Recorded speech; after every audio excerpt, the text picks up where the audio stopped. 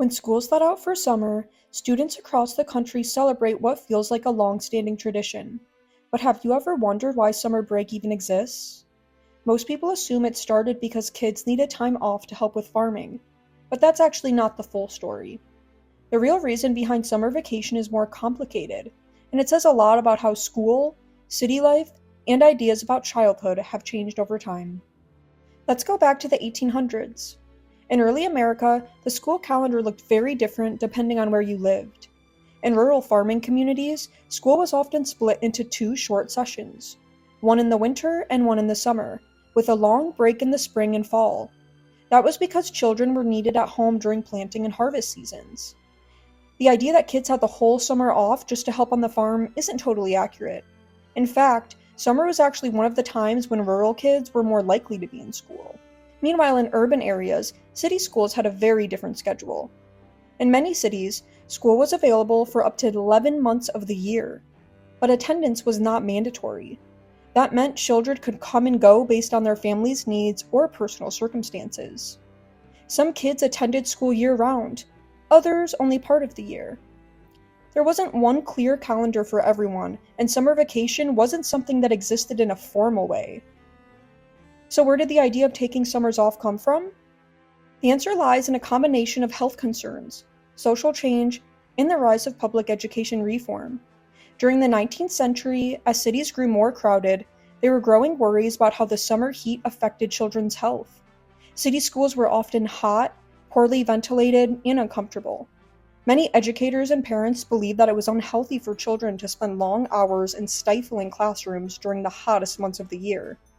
Doctors at the time even warned that too much study in the heat could lead to mental exhaustion, or what they called brain fever. At the same time, there was a growing belief among reformers that children needed rest and time in nature to grow up healthy and well-rounded.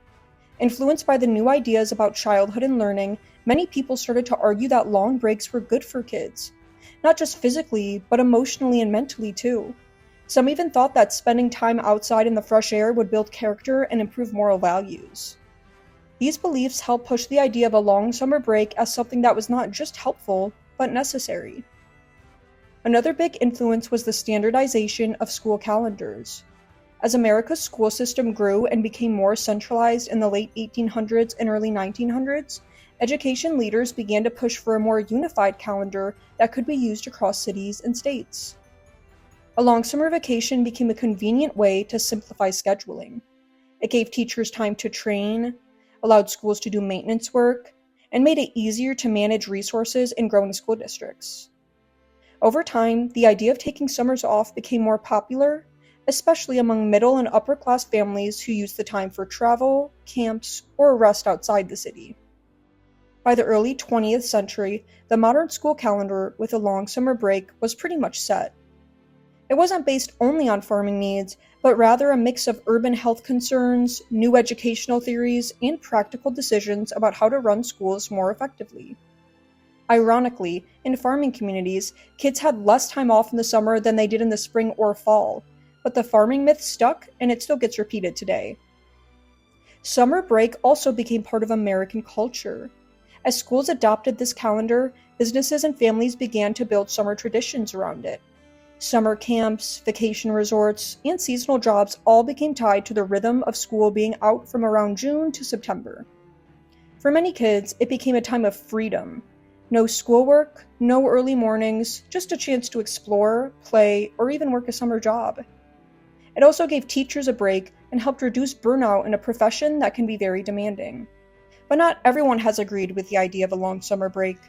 In more recent years, some educators have pointed out that long breaks can lead to what they call summer learning loss, where students forget material they learned during the school year. This is especially true in subjects like math and reading.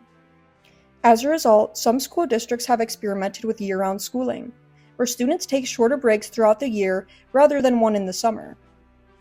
Still, the traditional summer break remains the most common setup in the United States. So, while many people still believe the summer vacation exists because of farming, the truth is that it grew out of urban life, public health concerns, and changing ideas about childhood and education. It became popular because it worked for schools, families, and communities, not because every child needed to spend the summer harvesting corn. Summer break, as we know it today, is a product of history, not just tradition. And even though it has changed a bit over the years, it still holds a special place in the lives of students, teachers, and families all across the country. So the next time someone says summer vacation was made for farm kids, you'll know the real story. It's a tale of city heat, old school health advice, and the evolution of American education. And honestly, whether it came from farms or not, we're still grateful for it. Because summer break may have started as a policy decision, but for most people, it became a childhood memory. Like, comment, and subscribe for daily history and culture content.